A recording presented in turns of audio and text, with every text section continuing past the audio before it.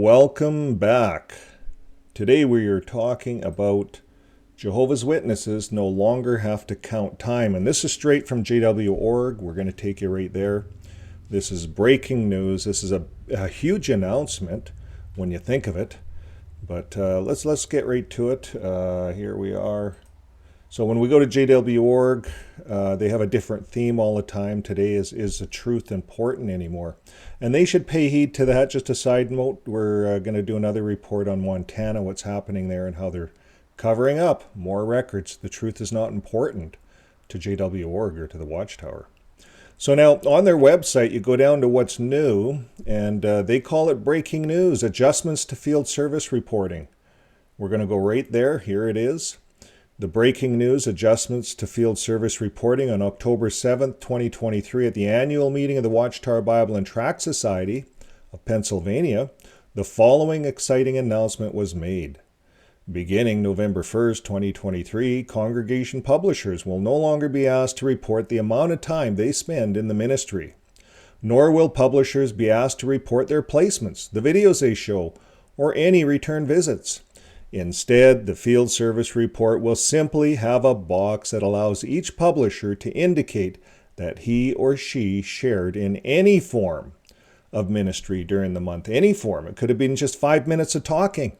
Maybe you just had your magazines out at work and you opened them up and said, hey, I got the Watchtower here. I'm a Jehovah's Witness. Maybe that's all you did. And you check the box. How convenient, how easy that is.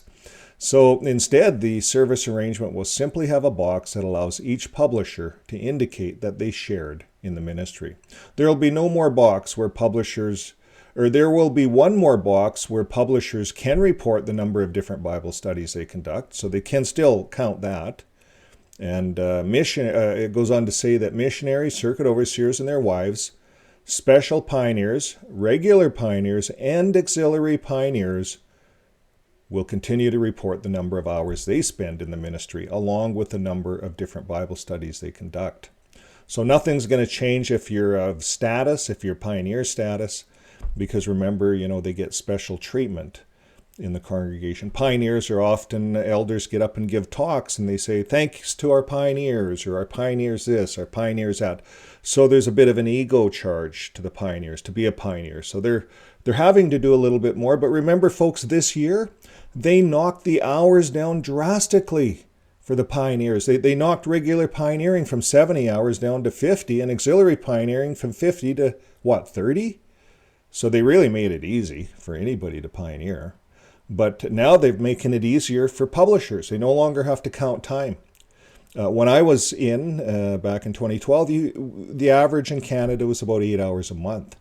And every woman, child, and adult was expected to do about 8 hours a month. And if they weren't doing the national average, they were kind of, maybe talked to by the book study conductor. It was frowned upon. And, that was a sign of where your fold is a little bit sick. You have to go in and investigate. Why aren't they putting in 8 hours a month? No more. There's no more of that. So now publishers just check a box if they've been active. There's no more scrutiny, no more time counting, no more within judging. So why is this, you may ask? They talk about further information will come out later, so they're probably going to talk about this more as time goes on. But this is a huge thing for Jehovah's Witnesses, not to have to count time.